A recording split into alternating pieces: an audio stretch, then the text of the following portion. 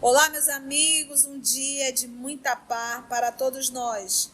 Hoje, exatamente 2 de fevereiro de 2024, estamos nós reunidos para estudarmos o livro dos Médios.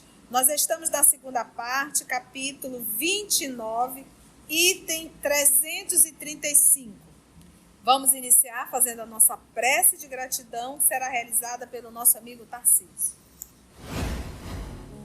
Amado Mestre Jesus, espiritualidade amiga aqui presente, queremos agradecer por mais essa oportunidade de estudo, os ensinamentos que teremos agora, através do livro dos médiuns, possam ser assimilados por todos nós, para que possamos entender o que é a vida, seguir os caminhos que realmente merecem ser seguidos, que é o caminho do amor, iluminar, Senhor, a todos nós.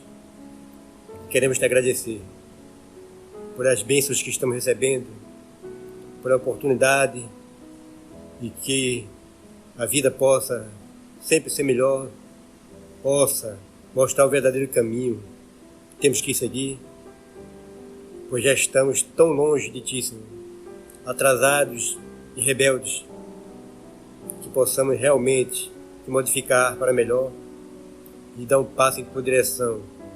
É o que queremos, o que necessitamos. Fica conosco, Senhor, hoje e sempre, que assim seja. Vamos então dar continuidade ao nosso estudo no item 335. Eu vou pedir o auxílio da nossa querida amiga Carlinha para fazer a leitura. 335. Já vimos como é importante a uniformidade de sentimentos para a obtenção de bons resultados. Essa uniformidade é tanto mais difícil de obter-se quanto maior for o número de pessoas. Nas pequenas reuniões, em que todos se conhecem melhor, há mais segurança quanto à eficácia dos elementos que para elas entram. O silêncio e o recolhimento são mais fáceis e tudo se passa como em família. As grandes assembleias excluem a intimidade pela variedade dos elementos de que se compõem, exigem locais especiais, recursos pecuniários e um aparato administrativo desnecessário nos pequenos grupos. A divergência dos caracteres, das ideias, das opiniões aí se delineia melhor e oferece aos espíritos perturbadores mais facilidade para semearem a discórdia. Quanto mais numerosa é a reunião, tanto mais difícil é se contentarem todos os presentes. Cada um quererá que os trabalhos sejam dirigidos segundo o seu modo de entender, que sejam tratados preferentemente os assuntos que mais lhe interessam. Alguns julgam que o título de sócio lhes dá o direito de impor suas maneiras de ver. Daí as divergências, uma causa de mal-estar que acarreta cedo ou tarde a desunião e depois a dissolução, que é a sorte de todas as sociedades, sejam quais forem os seus objetivos. Os grupos pequenos jamais se encontram sujeitos às mesmas flutuações. A queda de uma grande sociedade seria um insucesso aparente para a causa do espiritismo, da qual seus inimigos não deixariam de aproveitar-se. A dissolução de um pequeno grupo passa despercebida e, além disso, se um se dispersa, 20 outros se formam ao lado. Ora, 20 grupos de 15 a 20 pessoas obterão mais e farão muito mais pela propaganda do que uma assembleia de 300 ou de 400 indivíduos. Meus amigos, essa leitura do item 335 vai totalmente... Aqui a gente lê e a gente identifica o pensamento do professor Denizar. Ainda há pouco, estudando em um livro Obras Póstumas, e é póstumas, né? Ou seja, ele já tinha desencarnado, nós lemos um item que nos incomodou bastante, dentro da segunda parte, que é intitulado O Projeto de 1868, em que aqui nós vamos ver uma pseudo-escrita do professor Denizar, de uma forma assim, tudo muito grandioso. Ele quer uma sociedade muito grande, ele quer um salão enorme, ele quer contratar pessoas, pagando financeiramente, funcionários. E quando a gente começou a ler o texto, te diz, gente, isso não está de comum acordo com o que a gente aprendeu com Kardec. E essa leitura aqui, essa leitura que a nossa irmã Carla acabou de fazer, é o suficiente para nós percebermos e entendermos que aquele texto não tem absolutamente nada a ver com o professor Denizar. Olha o que ele diz aqui, ó. O silêncio. Então, o que acontece?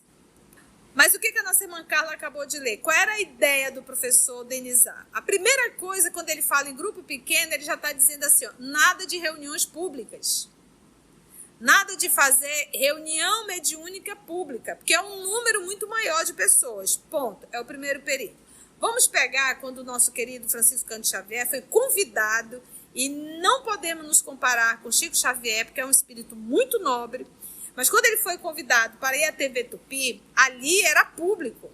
Ele estava ali respondendo questões, o senhor Emmanuel estava auxiliando nas respostas, mas chegou um momento que ele pediu, nos 2 pinga-fogo, ele pede que, por favor, coloque uma música para ele, silenciar, uma música calma, uma música orquestrada, para ele, colocasse baixinho. Isso era para quê?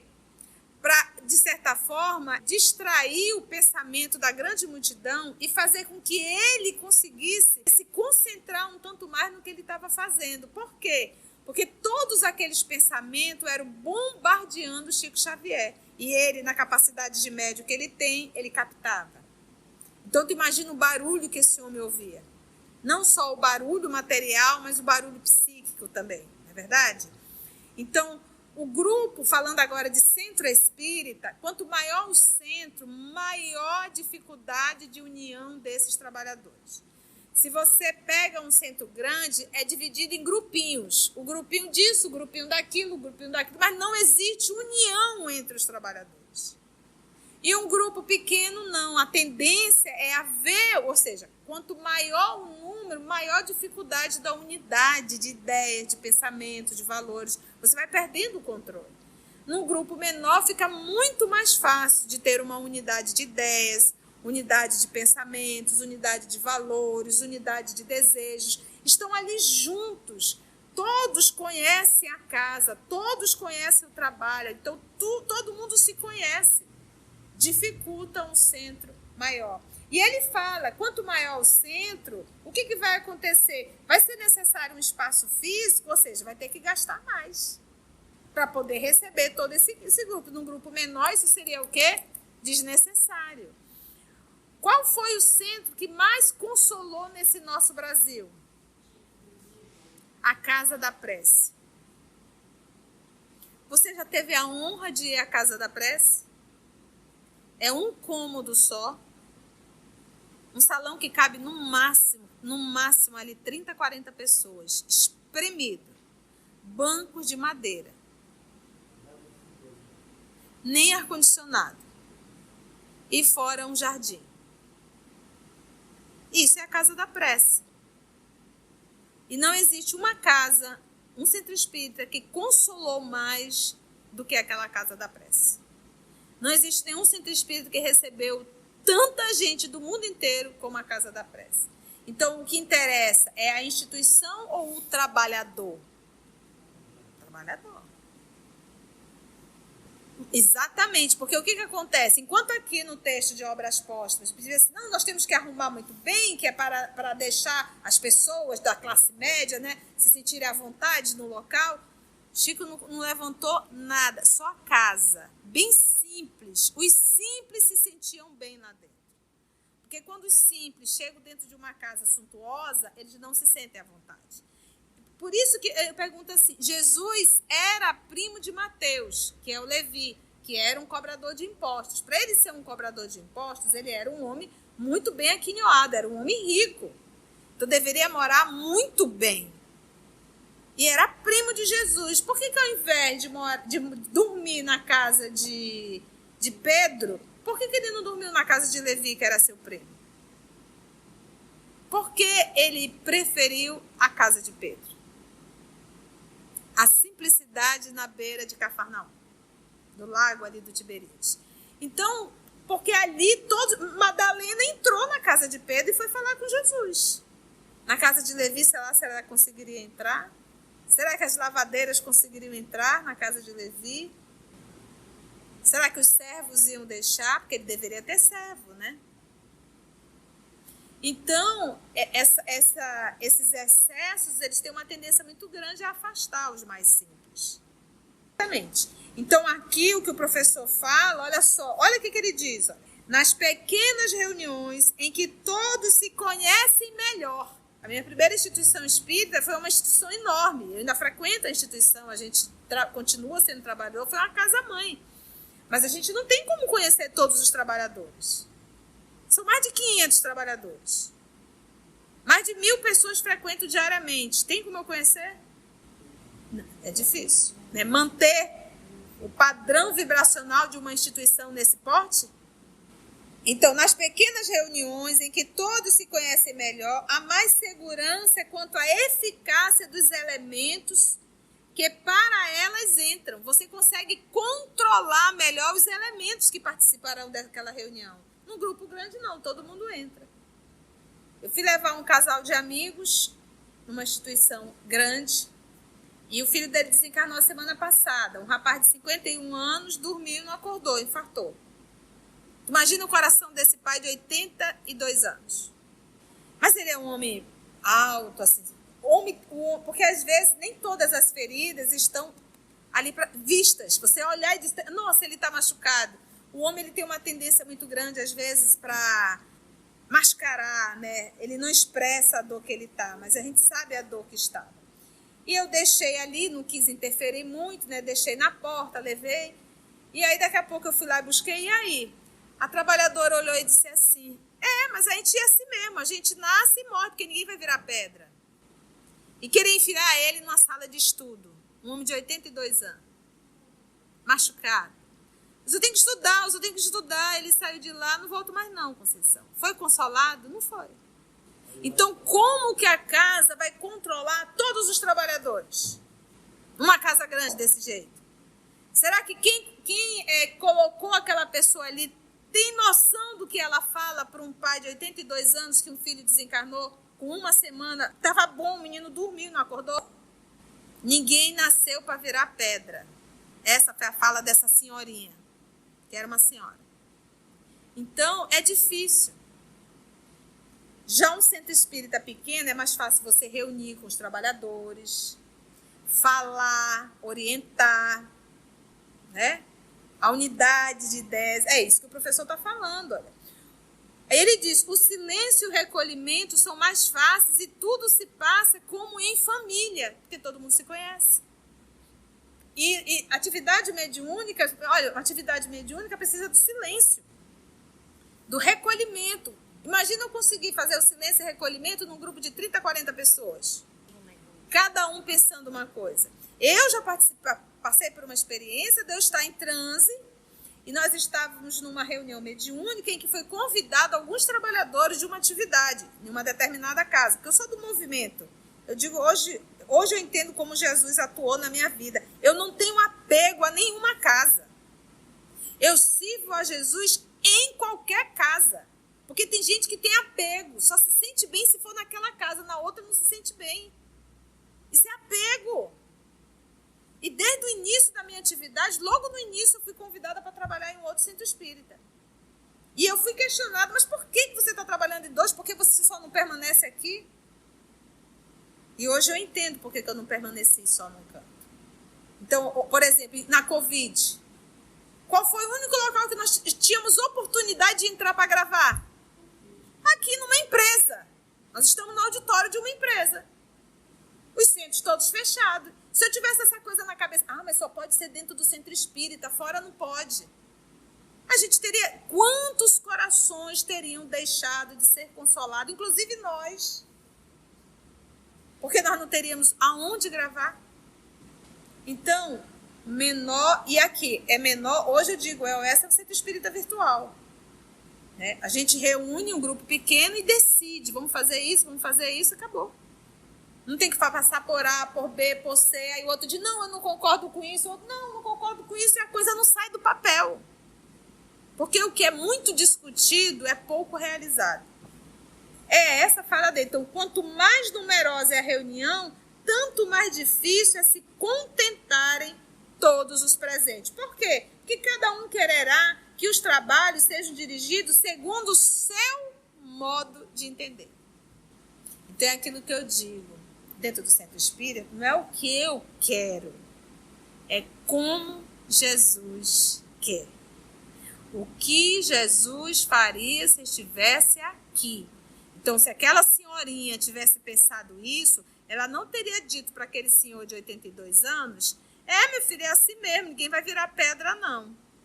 E aqui o professor Denizar, ele ainda diz assim, a queda de uma grande sociedade seria um insucesso aparente para a causa do espiritismo. Um grupinho pequenininho acabou, não faz volume, mas um grande centro fechou, isso iria chamar atenção, não é verdade? E ele ainda coloca aqui o número, o número de trabalho. Ora, 20 grupos de 15 a 20 pessoas obterão mais e farão muito mais pela propaganda do que uma assembleia de 300 ou de 400 indivíduos. Então, nós temos aqui uma instituição, mas ela está localizada num canto. Tem 300 pessoas dentro, 400, mas nós temos uma cidade inteira para atender. Não é melhor ter vários centros distribuídos atendendo? Até pela qualidade do atendimento. Até pela qualidade do atendimento.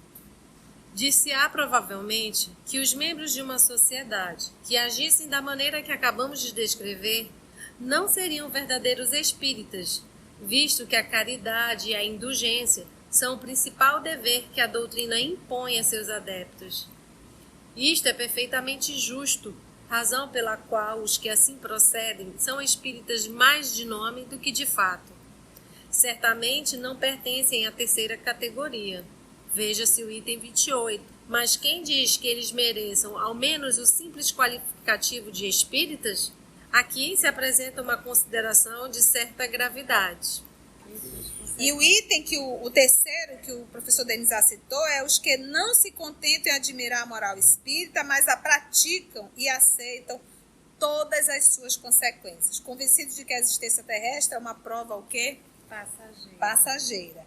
Então, visto que a caridade e a indulgência são o principal dever que a doutrina impõe aos seus adeptos. Então, pegando a nossa irmã, foi indulgente? Não. Foi caridosa? Não. Mas é uma imposição da doutrina ela ser isso.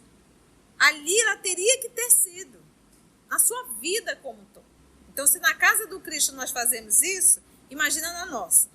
Vamos para o 336, mais um pouquinho?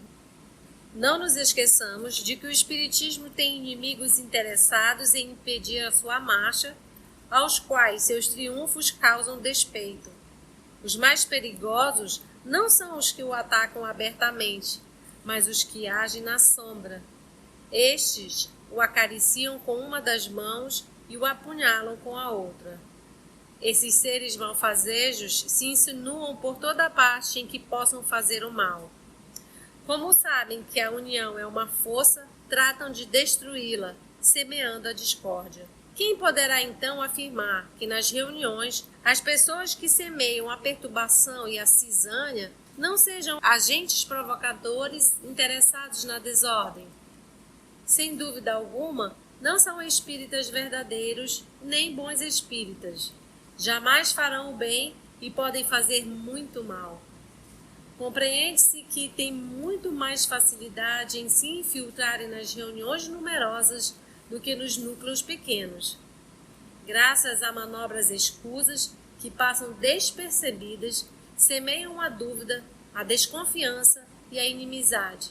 Sob a aparência de falso interesse pela causa, criticam tudo e formam grupinhos que logo rompem a harmonia do conjunto. É o que querem. Com gente dessa espécie, apelar para os sentimentos de caridade e fraternidade é falar a surdos voluntários, porque o objetivo de tais criaturas é justamente destruir esses sentimentos que constituem os maiores obstáculos às suas manobras. Semelhante estado de coisas, desagradável em todas as sociedades, torna-se ainda mais irritante nas associações espíritas, porque, se não ocasiona um rompimento, gera uma preocupação incompatível com o recolhimento e a atenção. Então, o que esses espíritos perversos encarnados desejam fazer? O que ele disse aqui? O que mais atrapalha eles? A união. Olha aqui, ó. Como sabem que a união, eles sabem que a união é uma força, tratam de destruí-la, semeando o quê? A discórdia. Por isso que Jesus falou, os meus discípulos, eles serão reconhecidos por muito. E quando nos amamos, nós estamos unidos, juntos, fortalecidos. Então, o que eles tentam fazer para destruir o trabalho? A cisânia, a discórdia, a inimizade. Então, eles atacam. É por isso que a tia no EOS, acho que vocês estão caducos de ouvir. E como o EOS já tem mais de 20 anos, eu já passei por algumas experiências. E aonde nós somos atacados? Na discórdia. Sim. Sim, porque o que acontece? Eles se infiltram, os encarnados se infiltram para levar justamente a desunião. Então, olha, aquele grupo ali está dando certo. Manda um dos nossos para lá, encarnado. A pessoa vai bater lá e aí começa a colocar um contra o outro. Começa a fofoca, começa o disse-me-disse. É um cão encarnado e destrói. Se não houver união, destrói. Então, é por isso que nós temos que estar muito atentos. Muito atentos. Né, Carlinha? A gente que está mais aqui sentadinhos, quem está editando, isso é algo que a gente fala constante. Meus irmãos, se nós cairmos, outros virão e irão fazer. Porque o trabalho é de quem? Não é nosso. Ele jamais vai parar porque nós paramos. Vêm outros melhores do que nós. E vão continuar fazendo o trabalho. Então, que esse trabalho possa também ser feito por nós. Que não venhamos a cair nas armadilhas de lobo. Está aqui. E se o professor Denizar colocou isso aqui, gente, é experiência. Ele viveu isso aqui. Muitos que estavam dando tapinha no ombrinho dele, por detrás, estavam metendo realmente, apunhalando realmente. E num grupo grande fica mais difícil. Meus irmãos, nós espíritas nos incomodamos, é o ciúmes, que é o texto do Raul Teixeira. Se nós vemos um salão lotado, nós deveríamos nos alegrar, porque o salão lotado, estão estudando, trabalhadores, não. O que está acontecendo? Por que esse salão está lotado? Por que esse está e o outro não está? Se esse tipo de sentimento paira no meu coração, eu estou servindo ao mal. Eu não estou servindo a Jesus. Porque quem serve a Jesus se alegra de ver um salão lotado. De ver uma live com quase 400 pessoas fazendo evangelho todo domingo. Fora quem acompanha pelas rádios. Então isso é dentro, por isso que a gente fala, os inimigos do espiritismo estão aonde? Dentro da instituição. E para fazer isso aqui, então, qual é a palavra aqui que deve ficar na nossa cabeça? União. União. Não cair nas armadilhas. E, gente, essas armadilhas não é coisa grande, não. É besteira. Se a pessoa for parar para contar, tu vai olhar e vai dizer, eu não acredito que tu deixou a atividade por causa disso. É besteira. É tudo besteira. Mas o trabalho continua. Eu gosto muito desse item aqui, porque por isso que está dentro do Livro dos Médiuns. Porque já passamos da base do Livro dos Espíritos, temos todas as informações, e agora vamos ver aqui a parte da ação dos Espíritos. Mas não são só os desencarnados que fazem um grande estrago. Os encarnados, que são instrumentos dos espíritos perversos, porque eles também têm os perversos encarnados, utilizam para fazer esse grande estrago. Ele é duro. Ele é duro com a fala. Palavras, né? Não poupa não. Quem poderá então afirmar que nas reuniões as pessoas que semeiam a perturbação e a cisânia, ou seja, a discórdia, não sejam agentes provocadores interessados na desordem? E aí ele diz, sem dúvida alguma, não são espíritas verdadeiros. Claro que não é. Porque ao invés de somar, quer o quê? Dividir. Entram nos grupos só para semear a discórdia, a dúvida. Sabe aquela pessoa que vai estudar e é contra tudo? Sabe? Atrapalha o dirigente. Fica perguntando, dizendo que não concorda. Dizendo que não concorda. Ah, eu não concordo, assim, querendo atrapalhar. Isso são espíritos perversos, encarnados. E se o dirigente não tiver um pulso firme, ele perde o controle do grupo. E basta um, aí os outros também começam e cria aquele clima pesado. Quem gosta fica, quem não gosta, não. É uma confusão aquele grupo, é uma discussão, não vou não. E desiste. Então é por isso, quando nós estamos na frente ao trabalho, nós temos a fala de Paulo, seja o teu falar sim, sim e não, não. Né? Quantas vezes a gente dá um pouco mais dura, mas é para que justamente a gente não venha perder o controle da situação. Principalmente quando estamos em um grupo grande. Agora imagina o que é a gente estar estudando o Livro dos Espíritos e agora o livro Missionário da Luz num salão. Hoje aqui nós somos pequenininhos, até porque a gente não pode aumentar porque nós estamos dentro de uma empresa. Mas na instituição espírita, tanto na quarta quanto na terça-feira, nós temos quase 100 pessoas estudando. 100 pessoas, quase 100 pessoas, em torno de 80, 70 pessoas. Então você para e pensa, se a gente não tiver uma certa segurança, a gente perde o controle, daqui a pouco tá mó e estudo não tem. Todos interessados, cada um com seu caderninho, fazendo as suas anotações, porque o propósito é esse. Mas para isso a gente tem que saber colocar o quê? Limites, né? Firmeza, senão a coisa não acontece. Vamos dar uma parada aqui? Nosso tempo já... Foi bom, gente? Então isso é estudar Kardec, tá? Fomos até o 336, né? Finalizamos. Então, se Deus nos permitir, a nossa próxima semana nós iremos estudar o item 337. Se você chegou até aqui o final, deixa seu comentário. É muito importante a gente poder ler o teu comentário. Não esqueça de curtir para que possa divulgar a página. Dá o seu like, né? E, se possível, faça a sua inscrição no nosso canal e toca o sininho.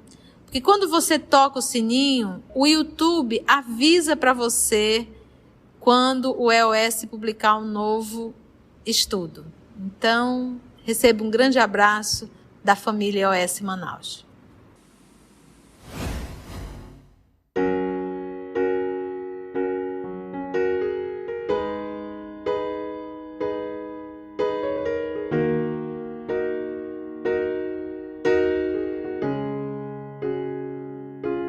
Antes de orarmos em agradecimento, vamos ouvir algumas considerações da tia que destacamos neste estudo para a reflexão dos ensinamentos. Vamos aos destaques da tia?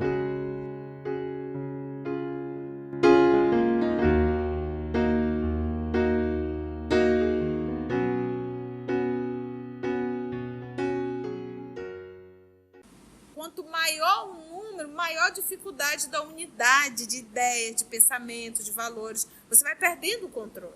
Num grupo menor fica muito mais fácil de ter uma unidade de ideias, unidade de pensamentos, unidade de valores, unidade de desejos.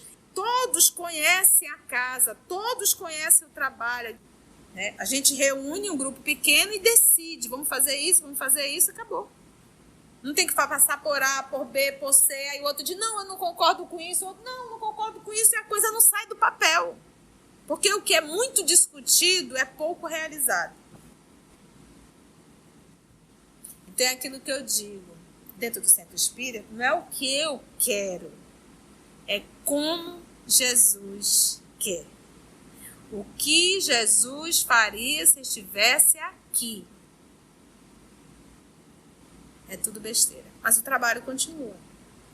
Eu gosto muito desse item aqui, porque por isso que está dentro do Livro dos Médiuns. Porque já passamos da base do Livro dos Espíritos, temos todas as informações, e agora vamos ver aqui a parte da ação dos Espíritos. Mas não são só os desencarnados que fazem um grande estrago. os encarnados, que são instrumentos dos espíritos perversos, porque eles também têm os perversos encarnados, utilizam para fazer esse grande estrago.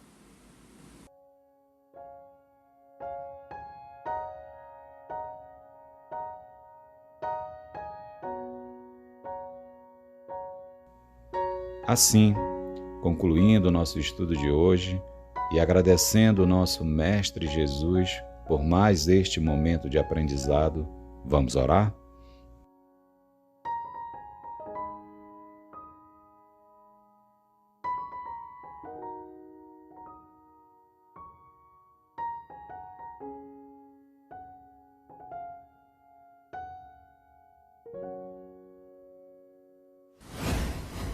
E assim, meus amigos, nós agradecemos a Deus, nosso Pai, agradecemos a Jesus, o nosso Mestre por excelência, aos amigos espirituais aqui presentes. Se Deus nos permitir, até o nosso próximo encontro. Graça te damos.